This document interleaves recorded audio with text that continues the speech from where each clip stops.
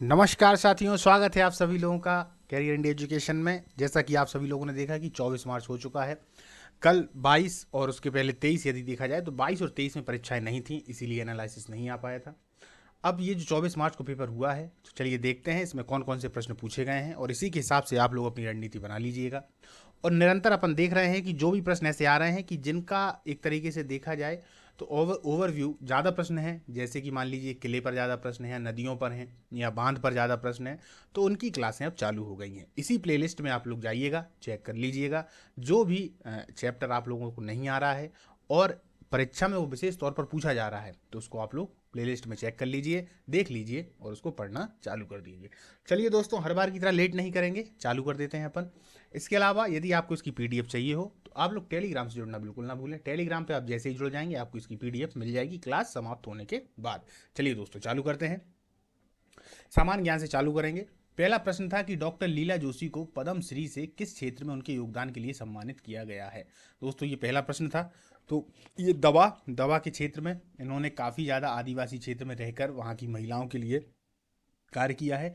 मुफ्त में उनकी चिकित्सा वगैरह किया करती थी, तो चिकित्सा के क्षेत्र में इनको पद्मश्री मिला है। मध्य प्रदेश के रतलाम निवासी, रतलाम की हैं ये, स्त्री रोग विशेषज्ञ हैं। डॉक्टर लीला जोशी को उनके सामाजिक कार्यों के लिए जाना जाता है। तो ठीक है, याद रखिएगा। अब इतना याद रखिएगा कि ये डॉक्टर है, क्योंकि मान लीजिए एक बार इन्होंने इनके बारे में प्रश्न पूछ लिया तो आपको मालूम होना चाहिए कि चिकित्सा से जुड़ी हैं, डॉक्टर हैं, रतलाम की निवासी हैं। उन्होंने आदिवासी महिलाओं के बीच मुफ्त चिकित्सा सेवा शुरू की थी। ठीक है, उनकी उम्र 82 वर्ष की है, मतलब काफ़ी बुजुर्ग हैं। और 2020 में, कब 2020 में, अभी की बात नहीं है, पद्मश्री से सम्मानित किया गया था। उन्हें मालवा क्षेत्र में, ये विशेष तौर पर आप लोग याद रखें कि मदर टेरेसा के रूप में जाना जाता है। मदर टेरेसा को आप लोग जानते ही हैं, उनको हम लोग इसीलिए याद करते हैं कि उन्होंने गरीबों की काफ़ी सेवा की थी। क्लियर। चलिए, 2011 की जनगणना के अनुसार सभी जिलों में साक्षरता दर में सबसे अधिक वृद्धि मध्य प्रदेश के किस जिले में देखी गई है। तो दोस्तों, सिंगरौली में देखी गई है।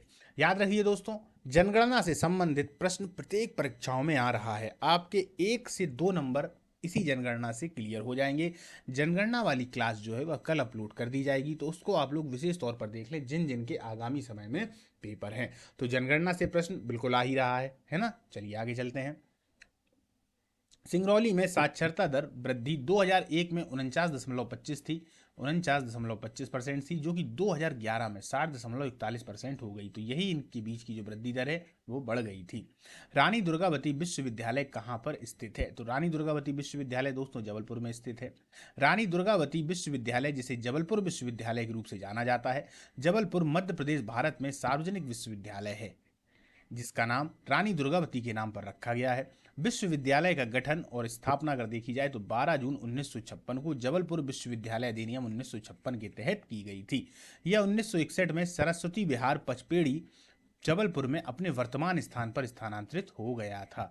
देखिए दोस्तों, अब यहाँ से अगर अपन देखें तो विश्वविद्यालय से प्रश्न स्टार्ट हो चुके हैं, हो गए हैं। तो इस पर भी एक क्लास जल्दी ही आ जाएगी, हो सकता है कल ही आ जाए, तो आप लोग उसको देख लीजिएगा। क्योंकि विश्वविद्यालय से आ गया है तो लगभग में 2 से 3 पेपरों में या 4 शिफ्टों में अगर देखा जाए तो लगातार ये प्रश्न जरूर पूछेंगे अभी तक के हिसाब से। ठीक है, चलिए आगे चलते हैं। अहिराई नृत्य मध्य प्रदेश की किस जनजाति से संबंधित है। तो ये नृत्य वगैरह हैं, ये तो दोस्तों शुरुआत से ही आ रहे हैं, तो इनको तो आप लोग कर ही लें। भारिया जनजाति से अहिराई नृत्य मध्य प्रदेश की भारिया जनजाति से संबंधित है ना। पारंपरिक, उनके जो पारंपरिक नृत्य है उनमें से एक है। भारिया जनजाति का सबसे लोकप्रिय यह नृत्य है और इसे विवाह के अवसर पर किया जाता है। क्लियर। अहिराई नृत्य किससे संबंधित है, भारिया जनजाति से, विवाह के अवसर पर किया जाता है। मध्य प्रदेश के लोक नृत्य की बात कर लें तो गणगौर है दोस्तों। गणगौर से प्रश्न आ चुका है, याद रखिएगा। मुख्य रूप से गणगौर उत्सव 9 दिनों के दौरान किया जाता है, मतलब 9 दिनों तक मनाया जाने वाला यह एक पर्व है। भील जनजाति के द्वारा, अब इससे संभावना है दोस्तों, याद रखिएगा, भील जनजाति के द्वारा किया जाने वाला भगोरिया लोक नृत्य भी भीलों में काफी प्रसिद्ध लोक नृत्य है। मध्य प्रदेश का ये काफी लोक नृत्य प्रसिद्ध है दोस्तों। लहंगी नृत्य मुख्य रूप से मध्य प्रदेश की सहरिया जनजाति के द्वारा किया जाता है। किसके द्वारा किया जाता है, सहरिया जनजाति के द्वारा। वॉरेन हेस्टिंग्स के ऊपर केस किसने लगाया था। नंद कुमार एक बंगाली ब्राह्मण थे। उन्होंने 1775 में वॉरेन हेस्टिंग्स पर यह आरोप लगाया था कि उसने मुन्नी बेगम को नवाब का संरक्षक बनने के लिए घूस लिए थे। एमपी एडवर्ड वर्क वॉरेन ने, एमपी एडवर्ड वर्क ने, खाली वर्क भी नाम आ जाता है, वर्क ने वॉरेन हेस्टिंग्स के खिलाफ मुकदमा चलाया था। अब आपको बता दें दोस्तों, वॉरेन हेस्टिंग्स के खिलाफ उन्होंने मुकदमा चलाया नंद कुमार ने, लेकिन कुछ समय के बाद इन्हीं वॉरेन हेस्टिंग्स से नंद कुमार पे झूठा आरोप लगाकर, क्या झूठा आरोप लगाकर फांसी पर चढ़वा दिया था। इतिहास में ये घटना बहुत ही निंदनीय है, और कभी इतिहास का अगर मौका मिलेगा तो इस पर अपन चर्चा करेंगे। तो इससे प्रश्न अक्सर आता है, नंद कुमार, वॉरेन हेस्टिंग्स, समझना। ठीक है, चलिए आगे चलते हैं। भोपाल गैस त्रासदी कब हुई थी? ये तो बहुत ही ज़्यादा इंपॉर्टेंट प्रश्न है, हर परीक्षा में इससे तो प्रश्न आएगा ही। तो इस वाले चैप्टर को हमेशा दोस्तों कर लें, भोपाल गैस त्रासदी कौन कौन इसमें थे, क्या क्या था। तो ये 3 दिसंबर 1984 को हुई है। कहीं कहीं ऐसी तारीख आती है 3 दिसंबर और 4 दिसंबर की मध्य रात्रि में। ठीक, भारत की भोपाल गैस त्रासदी मिथाइल आइसोसाइनाइड, इस गैस के बारे में पूछ लिया था, इसका नाम पूछ लिया जाता है, से निकलने से जुड़ी है। भोपाल गैस त्रासदी 3 दिसंबर 1984 को मध्य प्रदेश के भोपाल में हुई। यह कंपनी दरअसल देखा जाए तो कीटनाशक का उत्पादन करती थी। कीटनाशक क्या थे? जो उर्वरक, मतलब उर्वरक वगैरह बनाए जाते हैं ना, उर्वरक, फर्टिलाइजर्स, उनको उत्पादन करती थी, जिसमें मिथाइल आइसोसाइनाइड एक अत्यधिक जहरीली गैस थी, जिसके कारण 4,000 लोगों की मौत हो गई थी। रात में इसका रिसाव प्रारंभ हो गया और इसका जो प्रभाव था भोपाल में बहुत दूर तक फैल गया था। ठीक है दोस्तों, इससे बहुत सारे लोग आज भी जीवित हैं जो उससे प्रभावित हैं, जो अच्छे से बोल नहीं पाते या फिर उनको सुनाई कम देता है, तो वो लोग आज भी हैं। ठीक है, द्रौपदी मुर्मू भारत के कौन से क्रम की राष्ट्रपति हैं? देखिए, द्रौपदी मुर्मू पर प्रश्न आ गया, आना ही था एक ना एक प्रश्न। ये 15वीं है, याद रखिएगा, 15वीं। 21 जुलाई को द्रौपदी मुर्मू को भारत के 15वें राष्ट्रपति के रूप में चुना गया है। जुलाई 2017 में रामनाथ कोविंद 14वें राष्ट्रपति के रूप में चुने गए थे। रामनाथ कोविंद 25 जुलाई 2017 से 25 जुलाई 2022 तक रहे। ठीक, द्रौपदी मुर्मू भारत की संथाल जनजाति संबंधित हैं। इस संथाल जनजाति को याद रखिएगा दोस्तों, अगली बार प्रश्न आएगा तो इसी तरीके से आएगा, किस जनजाति संबंधित है। वह 5 साल का कार्यकाल पूरा करने वाली झारखंड की पहली राज्यपाल भी हैं। भारत के राष्ट्रपति पद के लिए नामित होने वाली अनुसूचित जनजाति, याद रखिएगा, एसटी, अनुसूचित जनजाति एसटी से संबंधित व्यक्ति हैं। अब इस व्यक्ति में महिला और पुरुष दोनों आ सकता है, याद रखिए। क्या मैं क्या बोल रहा हूं समझिए, महिला और पुरुष दोनों आ सकता है ना, याद रखिएगा। तो व्यक्ति हैं 2015 से 2021 तक झारखंड की राज्यपाल के रूप में इन्होंने कार्य किया है। 9 वर्ष लगभग इन्होंने कार्य किया था दोस्तों। ठीक है, चलिए। ओलंपिक संघ का मुख्यालय कहाँ पर है? भारत में। ये भारत के ओलंपिक संघ की बात कर रहा है, अंतर्राष्ट्रीय नहीं कर रहा है, पर आप अंतर्राष्ट्रीय को भी याद कर लें। राष्ट्रीय ओलंपिक समिति का मुख्यालय नई दिल्ली में है, जिसकी स्थापना 1927 में हुई। 2 चीजें निकल के आई। और अंतर्राष्ट्रीय ओलंपिक समिति का मुख्यालय लुसाने में है। ये तो आप लोगों को याद ही होगा, है ना। कुछ क्वेश्चन तो दोस्तों याद ही होने चाहिए। देखिए, ग्वालियर के किले को किस नाम से जाना जाता है? प्रश्न या तो ऐसा था, या भारत में किलों का रत्न भी किसे कहा जाता है? एक इस प्रकार से, तो इस प्रकार से प्रश्न है दोस्तों। कोई सा भी प्रश्न हो सकता है, लेकिन किलों से संबंधित प्रश्न है। हमने अभी तक क्या देखा? किलों से संबंधित प्रश्न आ रहा है, जनगणना से संबंधित प्रश्न आ रहा है। 2 प्रश्न अपन लोगों ने देखे कि भैया आ ही रहे हैं, तो चलिए देख लेते हैं। क्योंकि अभी बुरहानपुर के किले से प्रश्न आया था, पिछली बार में आया था असीरगढ़ से। ग्वालियर के किले को अभी आज ही की डेट में दोस्तों एक और किले आया हुआ है, वो मंडला का किला है, वो आगे चलेंगे। देखिए, ग्वालियर के किले को ग्वालियर के किले को, ये उत्तर है यहाँ से, ग्वालियर के किले की बनावट के कारण किलों का रत्न कहा जाता है। यह किला भारत के बीचों बीच मध्य प्रदेश के ग्वालियर जिले में गोपांचल नामक छोटी पहाड़ी पर स्थित है। छोटी पहाड़ी नहीं है दोस्तों, ये बड़ी पहाड़ी है, लेकिन ठीक है, अन्य पहाड़ियों के हिसाब से तो छोटी है। ग्वालियर के किले को भारत का जिब्राल्टर भी कहते हैं, ये याद रखिएगा। 525 में यह बनाया गया था। इसको सूरज सेन के द्वारा बनाया गया, ये भी आप लोग मेंशन कर लें, सूरज सेन के द्वारा बनाया गया था। ठीक है, इसी किले में देखा जाए तो तेली का मंदिर भी है दोस्तों। किसका? तेली का मंदिर है। क्लियर? तेली का मंदिर। अब इस तेली के मंदिर को थोड़ा अच्छे से आप लोग देख लें, इससे प्रश्न आ सकता है, इसीलिए इसको यहां मेंशन किया गया है। तेली का मंदिर दरअसल देखा जाए तो उत्तर भारत में द्रविड़ कला में स्थित एक मंदिर है। ठीक है, द्रविड़ कला में स्थित मंदिर है, द्रविड़ कला में स्थित, ये याद रखिएगा। वैसे देखा जाए तो उत्तर भारत की जो कला है वो कौन सी कहलाती है, बताइए? उत्तर भारत की जो कला है वो मुख्यतः यदि देखा जाए दोस्तों तो बेसर शैली कहलाती है, लेकिन जो दक्षिण भारत की शैली है द्रविड़ कला, उससे संबंधित यदि कोई मंदिर है तो वो तेली का मंदिर है, जो कि ग्वालियर के किले में स्थित है। इसके अलावा ग्वालियर के किले की ही काफ़ी तारीफ बाबर ने की है। बाबर आप जानते हैं आक्रांता था, जिसने मुगल वंश की स्थापना की थी। उसने ही ग्वालियर के किलों को किलों का रत्न कहा है, किलों का रत्न कहा है। या वो इस तरीके से अपनी किताब में लिखता है कि भारत में जितने भी किले हैं यदि उनकी माला बना ली जाए तो उस माला में ग्वालियर का किला एक रत्न का काम करता है। ग्वालियर का किला एक किसका काम करता है? रत्न का काम करता है। ठीक है, चलिए अब यहां से आप लोग याद रखेंगे 1987 में कनाडा में किस प्रोटोकॉल पर हस्ताक्षर किए गए थे? इस प्रोटोकॉल को याद रखिएगा दोस्तों, ओजोन परत से ये संबंधित है। देखते हैं, मॉन्ट्रियल प्रोटोकॉल, इसका नाम क्या है? Montreal protocol. मॉन्ट्रियल प्रोटोकॉल पर कनाडा के मॉन्ट्रियल शहर में 16 सितंबर 1987 को 46 देशों ने हस्ताक्षर किए, जिसके अंतर्गत ओजोन परत को छीन करने वाले पदार्थ के उत्पादन और उत्सर्जन में कमी लाने का प्रयास करना है, तथा CFC यानी क्लोरोफ्लोरोकार्बन, हमको पता है ओजोन को कौन नष्ट कर रहा है? क्लोरोफ्लोरोकार्बन, उसी को पूर्णतः प्रतिबंधित करना शामिल है। पहली बात।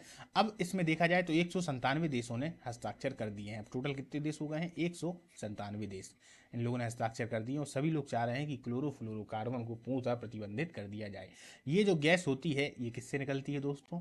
ये गैस एक तरीके से देखा जाए तो फ्रिज, समझिएगा, फ्रिज से, वाहनों से तो थोड़ा बहुत निकलती है, अधिकतम ये फ्रिज से निकलती है और AC से निकलती है। ठीक है, और ये ओजोन को एक तरीके से ओजोन का क्षय कर रही है। ओजोन का यदि क्षय हो जाएगा तो ग्लोबल वार्मिंग बढ़ने लगेगी। ग्लोबल वार्मिंग यदि बढ़ने लगेगी तो निश्चित तौर पर जो एक तरीके से देखा जाए ऊपर की जो बर्फ़ है, हिमालय की बर्फ़ हुई या और भी ज़्यादा जो बर्फ़ है वो धीरे धीरे पानी में परिवर्तित होने लगेगी। समुद्र का जल स्तर ज़्यादा होने लगेगा, जिससे प्राकृतिक आपदाएं आने की संभावना है। इसके अलावा भी ओजोन परत जो है, पराबैंगनी जो सूर्य की किरणें हैं, उसको हमारे शरीर में आने से रोकती है, यानी कि उसको बहुत ज़्यादा एब्जॉर्ब कर लेती है, अवशोषित कर लेती है। लेकिन यदि मान लीजिए वो डायरेक्ट आएंगी तो शरीर में हमारी जो कोशिकाएं हैं उनमें कैंसर बनने की भी समस्या उत्पन्न हो सकती है। इसलिए भी ओजोन परत को के जो क्षय है उसको रोकने का प्रयास हर कोई कर रहा है, जिनमें से मुख्य तौर पर ये जो मटेरियल प्रोटोकॉल है अग्रणी भूमिका निभाता है। चलिए, राष्ट्रीय सूचना विज्ञान केंद्र NIC की स्थापना कब की गई थी? एक ये प्रश्न आया हुआ है। तो ये 1976 में की गई थी दोस्तों। राष्ट्रीय सूचना विज्ञान केंद्र NIC की स्थापना 1976 में भारत सरकार के द्वारा योजना आयोग के तहत की गई है। अतिरिक्त सचिव स्वर्गीय डॉक्टर NCS गिरी भारत में NICNET नामक एक नेटवर्क प्रणाली शुरू करने वाले पहले व्यक्ति थे। NIC का जो उद्देश्य है वो विकास के विभिन्न पहलुओं में केंद्र और राज्य सरकार को प्रौद्योगिकी संचालित समाधान का प्रदान करना है। ठीक है, तो 1976 आप लोग याद रखें।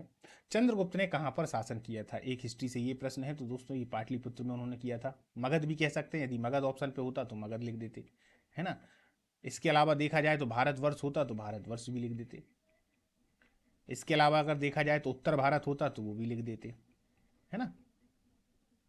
चलिए, चंद्रगुप्त मौर्य 25 वर्ष की आयु में सिंहासन पर बैठे। धनानंद को हराकर मौर्य साम्राज्य की स्थापना की थी 322 ईसा पूर्व में। कब की थी? 322 ईसा पूर्व में। इस तारीख को याद रखें, 322 ईसा पूर्व में। 322 ईसा पूर्व में चंद्रगुप्त मौर्य को चाणक्य, कौटिल्य, इनका एक और नाम था विष्णुगुप्त नाम के बुद्धिमान व्यक्ति के द्वारा समर्थन प्राप्त किया गया था। बाद में ये इनके मंत्री भी बने, इनके मंत्री रहे चाणक्य। 305 ईसा पूर्व में चंद्रगुप्त मौर्य ने सिकंदर के सेलुकस निकेटर जो कि सेनापति था उसको हराया था। कब हराया था दोस्तों? याद रखिए तारीख 305। कब? कहाँ पर? झेलम नदी के तट पर। अंतिम समय में उन्होंने जैन धर्म अपना लिया। किनने? चंद्रगुप्त मौर्य ने।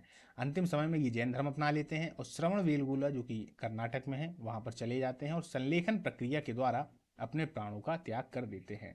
जैनों में एक प्रक्रिया होती है दोस्तों अपनी इच्छा को दबाने के लिए, क्योंकि इंसान की सबसे बड़ी इच्छा क्या होती है? भूख। भूख से बड़ी तो कोई इच्छा नहीं है भाई।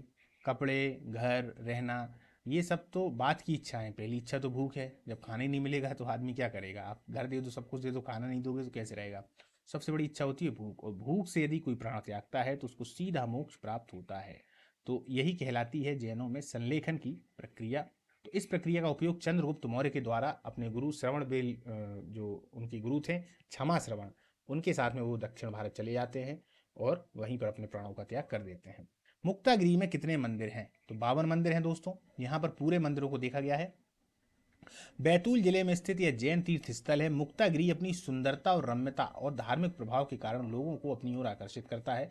इस स्थान पर दिगंबर जैन संप्रदाय के 52 मंदिर हैं। हमको पता है जैनों में दो होते हैं दोस्तों, एक दिगंबर होते हैं, एक श्वेतांबर होते हैं। तो दिगंबर से संबंधित ये 52 मंदिर हैं। कहाँ? मुक्तागिरी में। पावागिरी खरगोन में स्थित दिगंबर जैन का स्थल है, जहाँ 99 जैन मंदिर हैं। याद रखिएगा, पावागिरी कहाँ पर है? खरगोन में है। पुष्पगिरी देवास के निकट सोनकच्छ में स्थित है। पुष्पगिरी कहाँ है? देवास के निकट सोनकच्छ में स्थित है। गोमटगिरी इंदौर में स्थित है, प्रसिद्ध तीर्थ स्थल है।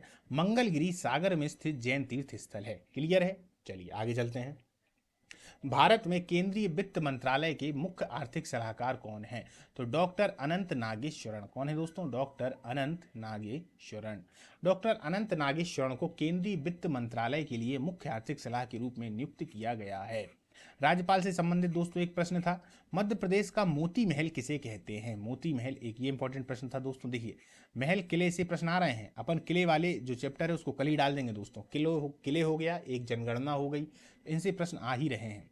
रामनगर का किला, मंडला का किला। अब देखते हैं इसको। गोंड राजाओं ने, यहाँ पे आंसर दे दिया है, गोंड राजाओं ने 17वीं शताब्दी के अंत में रामनगर किले का निर्माण किया, जिसे मंडला के किले से भी जाना जाता है। किले का 3 मंजिला रणनीतिक निर्माण इसका सबसे उल्लेखनीय विशेषता है, यानी कि 3 मंजिल का बना हुआ है। एक बात और बता दूं दोस्तों, ये 3 ओर से नर्मदा नदी से भी घिरा हुआ है, इसलिए एक तरीके से नर्मदा नदी एक दीवार के रूप में इसकी रक्षा करती हैं, इसीलिए इसका विशेष महत्व है। इसका निर्माण नर्मदा के तट पर किया गया था, जिसमें नदी की आयामी रक्षा प्रदान करती है। यहाँ पर 3 आयामी है या 3 आयामी रक्षा प्रदान करती है। मोती महल के नाम से मशहूर यह किला मंडला से 24 किलोमीटर की दूरी पर स्थित है और 17वीं शताब्दी का है। इसे ब्लैक से इसीलिए लिखा गया है, आप लोग समझ जाएं कि समय कौन सा है, तो 17वीं शताब्दी। ठीक है, चलिए। नदियों से एक प्रश्न पूछा गया था दोस्तों। अपन ने बांधों से और एक तरीके से परियोजनाओं से जो प्रश्न आ रहे हैं, जैसे भी प्रश्न आ रहे हैं, उनके साथ साथ में जो प्रश्न आने की संभावना है कंप्लीट कर दिया है। आप लोग प्ले लिस्ट में जाइएगा, देख लीजिएगा। पाताल पानी जलप्रपात कहाँ स्थित है? तो यह महू इंदौर में स्थित है। कहाँ पर स्थित है दोस्तों? महू इंदौर में। पाताल पानी जलप्रपात महू इंदौर में स्थित है। पाताल पानी जलप्रपात एक पर्यटन स्थल है। पाताल पानी जलप्रपात चंबल नदी में करीब 300 फीट की ऊंचाई पर स्थित है, जबकि झाड़ीदाह जलप्रपात इंदौर में चंबल नदी पर स्थित है। कहां पर? चंबल नदी में स्थित है। समुद्रगुप्त ने किसको हराया था? नागसेन को। समुद्रगुप्त ने किसको हराया था? नागसेन को। मैंने शुरुआत में ही आप लोगों से बोला था दोस्तों कि गुप्तों से संबंधित प्रश्न वो जरूर डालते हैं, क्योंकि गुप्तों का अगर देखा जाए तो जो भी अधिकतम कार्य हुआ वो मध्य प्रदेश से संबंधित ही हुआ है। चंद्रगुप्त द्वितीय ने भी उज्जैन में अपनी एक तरीके से दूसरी राजधानी बनाई हुई थी। इसी प्रकार समुद्रगुप्त ने भी जब अपनी विजय अभियान के लिए निकले थे तो बीच में पड़ गया था मध्य प्रदेश। तो देख लेते हैं पहले। समुद्रगुप्त ने मध्य प्रदेश में नागसेन को, किसको? नागसेन को हराया था। इसे ही भारत का नेपोलियन कहा जाता है। इसको भारत का नेपोलियन किसने कहा? एक इतिहासकार हुए, महान इतिहासकार Vincent Smith. Vincent Smith Smith Bharat का नेपोलियन कहा जाता है। ठीक है, नेपोलियन हालांकि बहुत बाद में आए हुए हैं, ये अंग्रेजों के समय की बात है, और भारत का नेपोलियन इन्होंने इनको कह दिया है, जबकि नेपोलियन को यूरोप का समुद्रगुप्त कहना ज़्यादा उचित है, क्योंकि समुद्रगुप्त पहले आ चुके हैं, है ना। तो चलिए अपन आगे चलते हैं। प्रयाग प्रशस्ति आप लोगों ने सुन रखा होगा। प्रयाग प्रशस्ति, प्रयाग प्रशस्ति या इलाहाबाद, इलाहाबाद स्तंभ लेख, स्तंभ लेख, वो इन्हीं समुद्रगुप्त से संबंधित है। प्रयाग प्रशस्ति, प्रशस्ति का मतलब होता है तो ये भी एक तरीके से लेख, लेकिन प्रशस्ति का मतलब है कि जीत से संबंधित लेख, क्योंकि उन्होंने विजय अभियान किए हैं। आप लोगों ने देखा होगा उन्होंने दक्षिण भारत और उत्तर भारत को हराया था, इसीलिए उनको नेपोलियन कहा जाता है। दक्षिण भारत में अप्रत्यक्ष कंट्रोल था और उत्तर भारत में प्रत्यक्ष कंट्रोल था। उत्तर भारत के 9 राजाओं को, दक्षिण भारत के 12 राजाओं को पराजित कर दिया था। इन्हीं सभी विजयों को, इन्हीं के एक कवि थे, दरबारी कवि, जिनका नाम आता है दोस्तों, तो याद रखिएगा, हरिश्रेण। हरिश्रेण, उन्होंने ही इसी प्रयाग प्रशस्ति की रचना की है और बहुत ही सुंदर तरीके से बताया है कि समुद्रगुप्त ने किस तरीके से भारत के 9 राज्यों को और 12 राज्यों को विजित किया है। इसी प्रयाग प्रशस्ति में दोस्तों और भी प्रश्न आ जाते हैं, तो उनको थोड़ा ध्यान में रखें कि प्रयाग प्रशस्ति की यदि हम बात करें तो ये है तो समुद्रगुप्त से संबंधित, पर इसके पहले इसमें यदि देखा जाए तो अशोक का भी विवरण मिलता है। अशोक का भी विवरण मिलेगा, तो अशोक है, दूसरे नंबर पर समुद्रगुप्त हैं। अभी सुनते जाइए, दूसरे नंबर पर कौन है? समुद्रगुप्त हैं। तीसरे नंबर पर यहां पर अगर देखा जाए तो बीरबल है, बीरबल ने भी इसमें कुछ लिखा हुआ है, और इसके बाद में है जहांगीर भी है, जहांगीर भी है। तो अब इस जो बीरबल है दोस्तों, बीरबल का इसमें लेख उत्कीर्ण है, तो ये किससे संबंधित हो जाएगा? ये अकबर से संबंधित हो जाएगा, क्योंकि अकबर तो दोस्तों पढ़ा लिखा नहीं था। ठीक है, तो ये अकबर से भी है, जहांगीर से भी है, अशोक से भी, समुद्रगुप्त से। मुख्यतः यह समुद्रगुप्त के लिए ही याद किया जाता है। चलिए आगे चलते हैं। अंतरराष्ट्रीय पत्रकारिता पुरस्कार किस महिला को दिया गया था? तो पत्रकार मेघा राजगोपालन को। किसको? पत्रकार मेघा राजगोपालन को। चलिए आगे चलते हैं। अब सामान्य विज्ञान से देख लेते हैं कौन कौन से प्रश्न थे दोस्तों।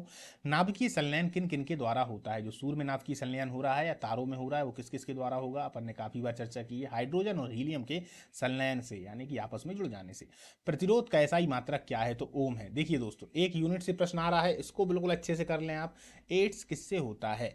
एड्स संक्रमण के 3 मुख्य कारण होते हैं दोस्तों। एक तो असुरक्षित यौन संबंध हो, या रक्त का आदान प्रदान हो जाए, या फिर माँ से शिशु में संक्रमण। क्योंकि यदि मान लीजिए शिशु माँ के गर्भ में है और माँ संक्रमित है, तो निश्चित तौर पर वो भी संक्रमित हो जाएगा। एड्स होता किससे है दोस्तों? तो ये वायरस से होता है ना, वायरस से होता है। Acquired immunity deficiency syndrome, acquired immunity deficiency syndrome, ठीक है। जीवाणु और रोगों से संबंधित प्रश्न थे दोस्तों, जीवाणु से और रोगों से संबंधित प्रश्न। अपन ने रोगों से संबंधित जो प्रश्न है वो विटामिन, जीवाणु को पहले ही कवर कर लिया है, वायरस को भी कवर कर लिया है। आप लोग जाएंगे प्लेलिस्ट में तो देख सकते हैं। बायोगैस किसकी अनुपस्थिति में बन जाएगी? अनुपस्थिति किसकी? ऑक्सीजन की अनुपस्थिति में। O2 आ जाए तो कोई दिक्कत नहीं है, O2 ही है ऑक्सीजन। इनमें से धातु कौन सी है? ये बहुत सरल प्रश्न था दोस्तों, ये तो छोटा बच्चा 5वीं क्लास का भी कर देगा, है ना। चलिए, क्या प्रश्न था कि इनमें से धातु कौन सी है? तो सोना, चांदी, कॉपर, लोहा, ये सब आए थे, ठीक है। गुणा वाला कार्य कहाँ से होता है? ये मैंने गुणा बना दिया है दोस्तों, तो ये इस तरीके से था गुणा, या हिंदी में था गुना।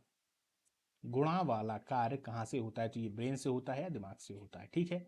इनमें से कौन ऊर्जा का गैर परंपरागत स्रोत है? तो सौर ऊर्जा देखा जाए, फिर पवन ऊर्जा है, जल विद्युत ऊर्जा है, बायोगैस है, हाइड्रोजन है, समुद्री ऊर्जा है, भूतापीय ऊर्जा। ये जितने भी हैं ये ऊर्जा के गैर परंपरागत स्रोत हैं। कार्बोहाइड्रेट इनमें से कौन सा है? यह किस कार्बोहाइड्रेट में मिलता है? एक तरीके से सभी अनाजों में। इस तरीके से प्रश्न था कि मतलब कार्बोहाइड्रेट से प्रश्न था, कुल मिला की ये कहानी है, ठीक है। प्रोटोजोआ से कौन सा रोग होता है? एक इससे था। तो परजीवी से दोस्तों जो भी 5 रोग हैं मुख्यतः रोग, उनको अपन ने कवर किया है। प्लेलिस्ट में जाएं आप लोग देख लें, ऊपर ही आपको थंबनेल में दिख जाएगा। कंप्यूटर से संबंधित प्रश्न। प्रथम प्रकार का कंप्यूटर कौन सा कंप्यूटर है? ये प्रश्न आया हुआ था दोस्तों। एमएस वर्ड और इनपुट आउटपुट से प्रश्न है।